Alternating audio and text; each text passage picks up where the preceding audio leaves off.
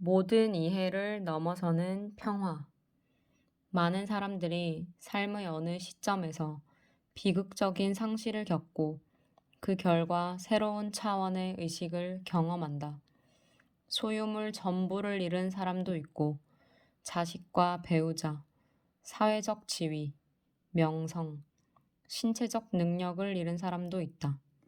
경우에 따라서는 자연재해나 전쟁으로 한꺼번에 모든 것을 잃어 아무것도 남지 않은 자신을 발견하는 사람도 있다. 우리는 이것을 한계 상황이라고 부를 수 있다. 무엇과 동일화되어 있었든, 무엇에 자아의식을 부여하고 있었든, 그것들은 사라져 버렸다. 그런 후에 갑자기 설명할 수 없는 이유로 처음에 느꼈던 고뇌와 극심한 두려움이 사라지고, 현존의 신성한 느낌, 깊은 평화와 평안, 두려움으로부터의 완전한 자유가 찾아온다. 사도 바울은 이 현상에 분명 친숙했음에 틀림없다. 그는 인간의 모든 이해를 넘어서는 신의 평화라는 표현을 사용했다. 이 평화는 정말로 납득이 가지 않으며 그것을 경험한 사람들은 자신에게 묻는다. 이런 일에 맞닥뜨렸음에도 불구하고 어떻게 이런 평화를 느낄 수 있는 것일까? 일단 에고가 무엇이며 어떻게 작용하는지 깨닫게 되면 대답은 간단하다. 당신이 동일화되어 있는 형상, 당신에게 자아의식을 부여해준 형상이 무너지거나 사라질 때 에고도 함께 붕괴된다. 에고는 형상과의 동일화이기 때문이다. 동일화될 대상이 더 이상 아무것도 남아있지 않을 때 당신은 누구인가? 당신 주위의 형상이 사라지거나 죽음이 다가올 때 당신의 존재감, 나의 있음의 느낌은 형상과의 얽힘으로부터 자유로워진다. 물질에 갇혀있던 영혼이 자유로워지는 것이다. 당신은 자신의 진정한 정체성을 형상을 초월한 것으로서, 만물에 편재한 현존으로서, 모든 형상과 모든 동일화 이전에 있는 순수한 있음으로서 자각하게 된다. 자신의 진정한 정체성은 지금까지 의식이 동일화되어 온 그것들이 아니라 의식 그 자체임을 깨닫게 되는 것이다. 그것이 신의 평화이다. 당신 존재의 궁극적인 진리는 나는 이것이다 또는 나는 저것이다가 아니라 나는 있다 이다. 큰 상실을 경험한 모든 사람이 이런 깨어남을 경험하고 형상과의 동일화에서 벗어나는 것은 아니다. 어떤 사람은 그 즉시 자신이 상황과 타인과 불공평한 운명과 신의 피해자라는 강력한 정신적 이미지나 생각 형태를 만든다. 이러한 생각 형태와 그것이 만들어내는 분노, 원한, 자기 연민 등의 감정들에 강하게 동일화되기 때문에 이것이 상실을 통해 붕괴된 과거의 동일화 대상들의 자리를 금세 대체한다. 다시 말해, 에고는 재빨리 새로운 형상을 발견한다. 이 새로운 형상이 깊이 불행한 것이라는 사실은 에고에게 큰 문제가 아니다. 좋든 나쁘든 동일화만 될 수 있으면 된다. 사실 이 새로운 에고는 전의 것보다 더 폐쇄적이고 단단하며 더 뚫기 어렵다. 비극적인 상실이 일어날 때 사람들은 그것에 저항하거나 아니면 항복한다. 억울해하거나 깊은 원한을 품는 사람도 있으며 자비로워지고 지혜로워지고 사랑이 더 커지는 사람도 있다. 항복은 있는 그대로를 내적으로 받아들임을 의미한다. 삶을 향해 자신을 여는 것이다. 저항하면 내면이 움츠러들고 에고의 껍질이 단단해진다. 당신은 다친다. 부정적인 상태라고도 부를 수 있는 내적인 저항 상태에서는 어떤 행동을 취해도 더 많은 외부적 저항을 만들어낼 것이다. 그때 우주는 당신 편에 서지 않는다. 삶은 당신을 도와주지 않을 것이다. 셔터가 내려져 있으면 햇빛은 들어올 수 없다. 내적으로 항복할 때, 저항하지 않을 때, 의식의 새로운 차원이 열린다. 그때 만약 행동이 가능하거나 필요하다면 당신의 행동은 전체와 조화를 이룰 것이고 내적으로 열린 상태일 때 당신과 하나가 되는 창조적인 지성과 조건 지어지지 않은 의식으로부터 지원받을 것이다.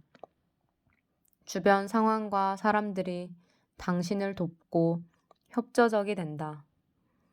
불가사의한 우연들이 일어난다.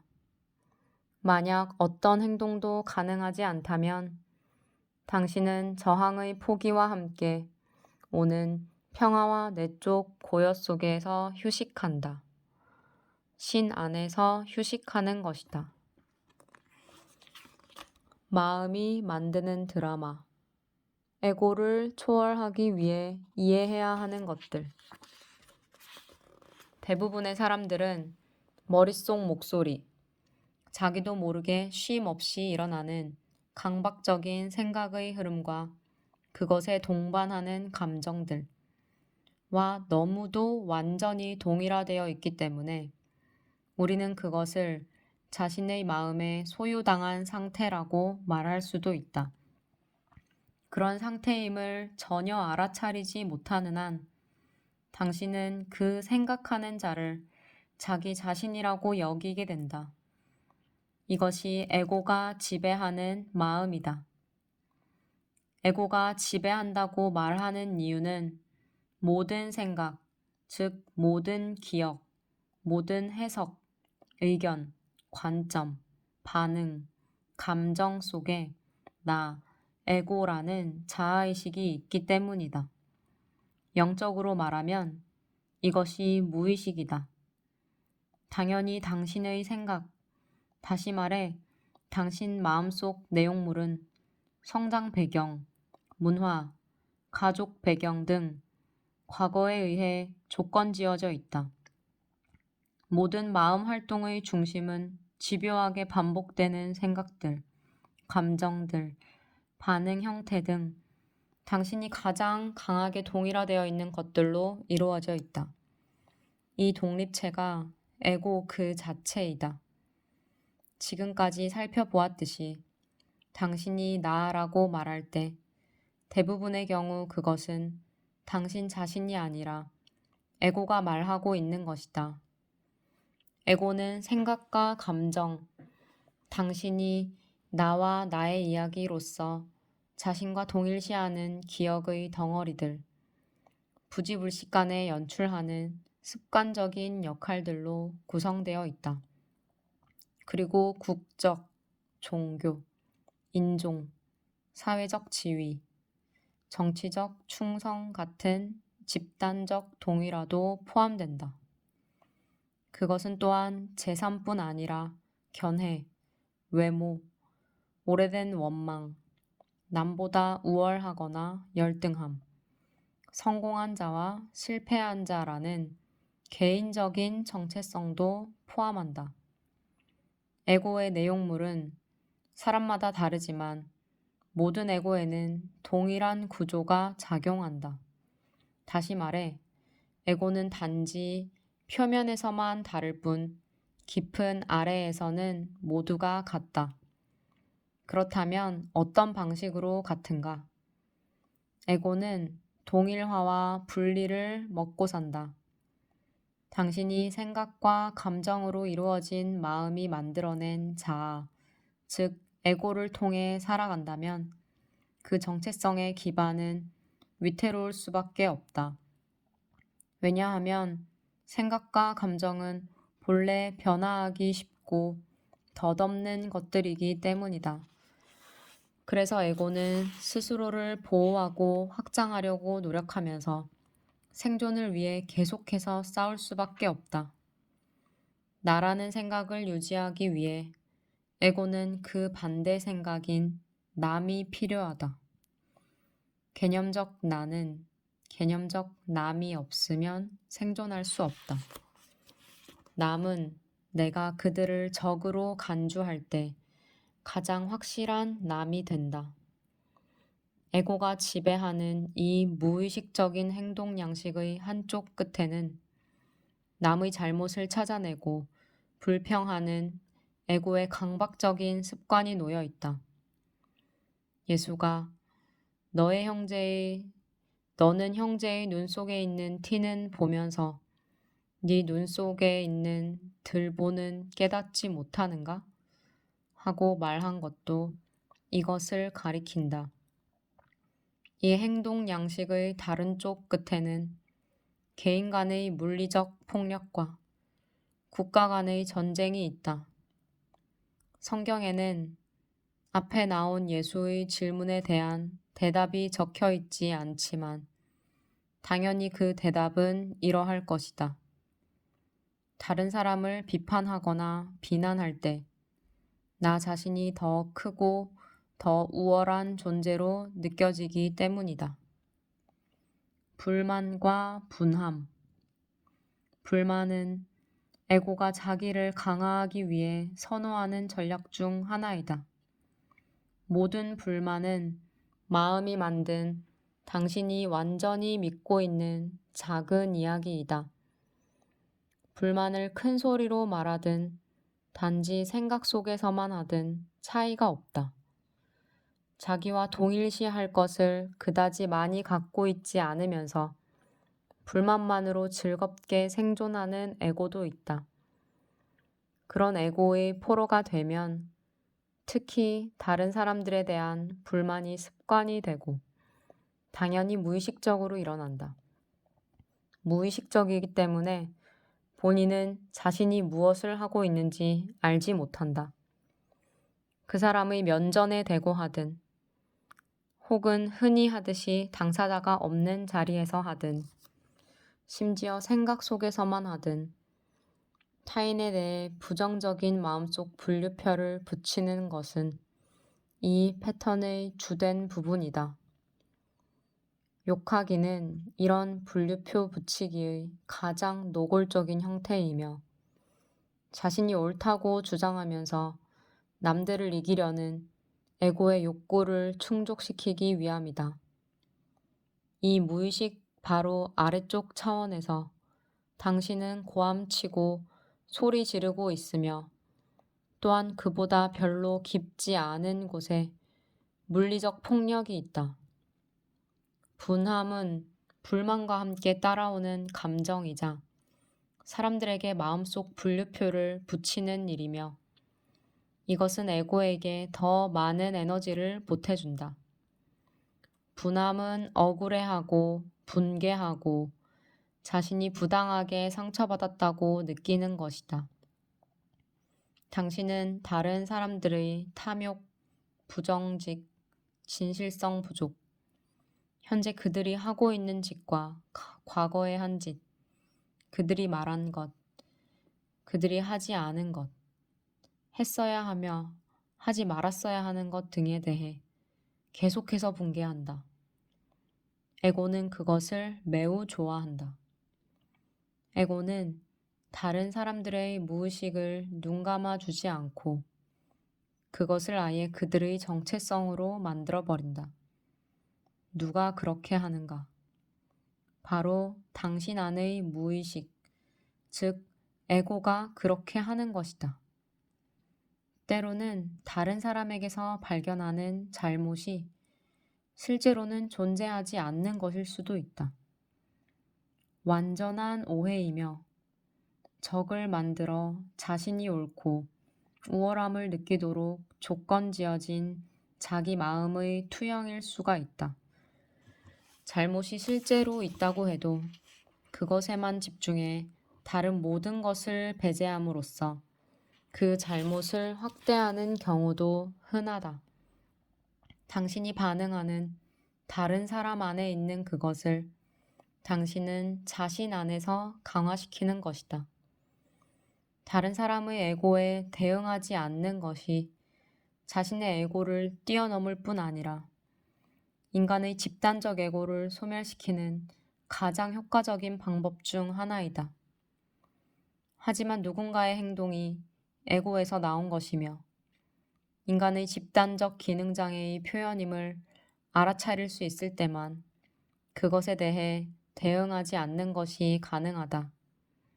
다시 말해, 그것이 개인의 문제가 아님을 깨달을 때, 마치 그것이 그 사람 개인의 문제인 것처럼 대응하려는 충동이 사라진다. 에고에 대응하지 않음으로써 상대방의 온전한 정신을 끌어내는 경우가 종종 있다. 온전한 정신이란 조건 지어진 상태와는 반대인 조건 지어지지 않은 의식이다. 상황에 따라서는 뿌리 깊은 무의식에 의해 움직이는 사람들로부터 자신을 보호하기 위해 실질적인 단계를 취해야만 할 때가 있다. 그 경우에도 상대를 적으로 만들지 않으면서 행동할 수 있다. 그러나 최고의 보호 장치는 깨어있는 의식을 갖는 일이다. 당신이 에고라는 무의식을 그 개인의 문제로 분류하면 누군가는 적이 된다. 대응하지 않는 것은 허약함이 아니라 강함이다. 대응하지 않는 것의 다른 말이 용서이다. 용서한다는 것은 눈 감아주는 것, 더 정확히 말하면 본질을 꿰뚫어 보는 것이다. 에고를 꿰뚫어 모든 인간 존재의 본질인 온전한 정신을 보는 것이다. 에고는 다른 사람들뿐 아니라 상황에 대해서도 불평하고 분개하기를 좋아한다. 사람에 대해 가능한 것은 상황에 대해서도 가능하다. 즉, 상황을 적으로 만드는 것이다. 이것은 늘 다음과 같은 생각으로 표현된다.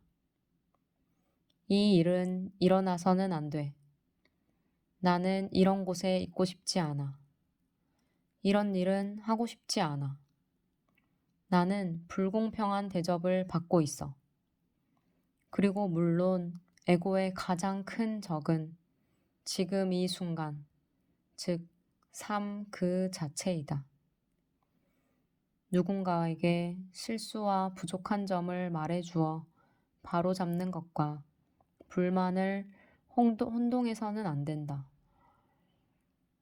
불만을 품지 않는 것이 반드시 나쁜 품질이나 악한 행동을 참고 견디는 것은 아니다. 수프가 식었기 때문에 종업원에게 따뜻하게 데울 필요가 있다고 말하는 것은 에고가 아니다. 사실만을 말하기 때문이며 사실은 언제나 중립적이다. 어떻게 나한테 다 식어 빠진 수프를 갖다 줄 수 있지? 이것은 불만이다. 여기에는 나한테라는 의식이 있고 식은 수프에 개인적인 모욕을 느껴 소란을 피우는 나. 누군가가 잘못되었다고 만들기를 즐기는 나가 있다. 이 불만은 변화를 일으키는 것이 아니라 에고를 기쁘게 하는데 도움이 될 뿐이다. 때로는 실제로 에고가 변화를 원하지 않고 있음이 명백한 경우도 있다. 그러면 계속 불평하고 불만스러워할 수 있기 때문이다. 무엇인가에 불만스러워하는 바로 그 순간 머릿속 목소리를 잡아챌 수 있는지, 즉 알아차릴 수 있는지, 그리고 그것의 정체를 알아볼 수 있는지 시험해 보는 것도 좋다. 조건 지어진 마음의 방식, 하나의 생각에 불과한 그 에고의 목소리를, 그리고 그 목소리를 알아차릴 때마다 당신은 자신이 그 목소리가 아니라 그 목소리를 알아차리는 자라는 것을 깨달을 것이다. 실제로는 그 목소리를 알아차리는 그 알아차림이 본래의 당신이다. 배경에는 알아차림이 있고 전면에는 그 목소리, 즉 생각하는 자가 있다. 이런 방식으로 당신은 에고로부터 해방되고 관찰되지 않은 마음으로부터 자유로워진다. 자신 안의 에고를 알아차리는 순간, 그것은 엄밀히 말하면 더 이상 에고가 아니라 단지 오랫동안 조건 지어진 마음의 방식일 뿐이다. 에고는 알아차림이 없는 상태를 의미한다. 알아차림과 에고는 공존할 수 없다. 오래된 마음의 방식이나 생각의 습관은 당분간은 여전히 살아남아 다시 찾아올 수도 있다. 왜냐하면 그것의 배후에는 수천 년 동안 계속되어 온 인간의 집단적 무의식이 가진 추진력이 있기 때문이다. 하지만 알아차릴 때마다 매번 힘이 약해질 것이다.